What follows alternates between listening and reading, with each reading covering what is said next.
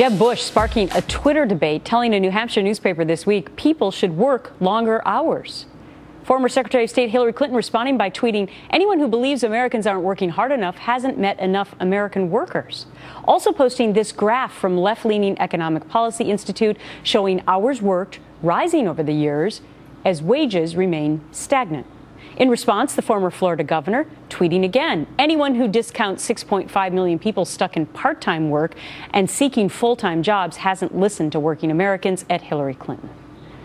Mike Gallagher is a syndicated radio host and Fox News contributor. Bernard Whitman, former pollster for the Clintons and the CEO of Whitman Insight Strategies. Great to see the both of you. Hi, Gretchen. Good afternoon. All right, so a little bit of a Twitter battle here. Jeb Bush is saying, Mike, that he was misinterpreted the first time around. He says he was always talking about part-time workers need to find jobs in which they can work longer hours. I love the criticisms of the campaign trail, as if Jeb Bush would purposely say, oh, people don't work hard enough. They've got to work, 30 hours a day. Come on. It was in the context of saying we need greater worker productivity. Who could debate that? Who would dispute that? And frankly, for Mrs. Clinton to take Jeb Bush to task, I mean, I guess she's used to going and giving a speech for a half hour, making $250,000. Doesn't take a lot of hours to do that, but of all people. But isn't it right to pounce on the words? Because Jeb Bush was caught up in words when he was trying to explain his Iraqi position as well. When you're running for president, words count, right, Bernard? Words absolutely do matter, and I think Hillary Clinton was absolutely right to go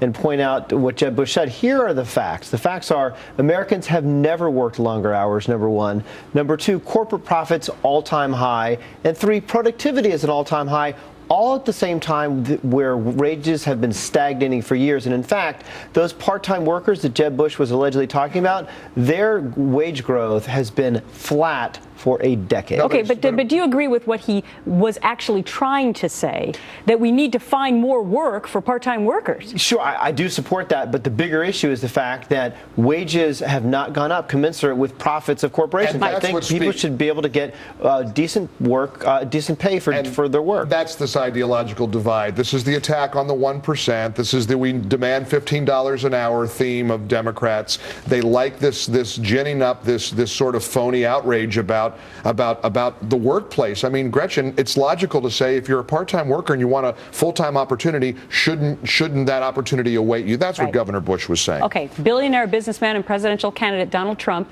confirming on Twitter that he had a phone call with RNC Chair Reince Priebus and that Priebus told him he hit a nerve with his immigration comments, but denying reports that the RNC chief told him to tone down his rhetoric. Syndicated columnist Charles Krauthammer says this is all playing into Trump's favor. If you don't ignore him, you end up in exactly what he wants, a conversation about him. It's a complete waste of time. All right. What do you say, Mike? I say that the worst thing somebody who doesn't like Donald Trump could do is criticize him. I mean, I don't know why these guys, including Dr. Krauthammer, who I admire, Jonah Goldberg, Reince Priebus, shrug him off. These candidates are going to have to learn how to deal with him because he's going to be on that debate stage, and they better be effective in how they deal with him. If they attack him, boy, you want to roll around in the mud with him, you're going to get dirty because he knows how to play tough. There's no doubt that Donald Trump is a sideshow, but he's a sideshow that the Republicans have to be very concerned about. Why? He is leading or at the top of many of the polls. He is absolutely going to be on that debate stage. And his comments about immigrants are so out of touch with basic fairness and equality and dignity that Americans hold dear, A. And B, the vast majority of hardworking Americans support a roadmap to citizenship, which most of the Republicans don't. Okay. So they've got a huge problem on their hands. I got to wrap it there, guys, but thanks so much. A lot to talk about. Thank you.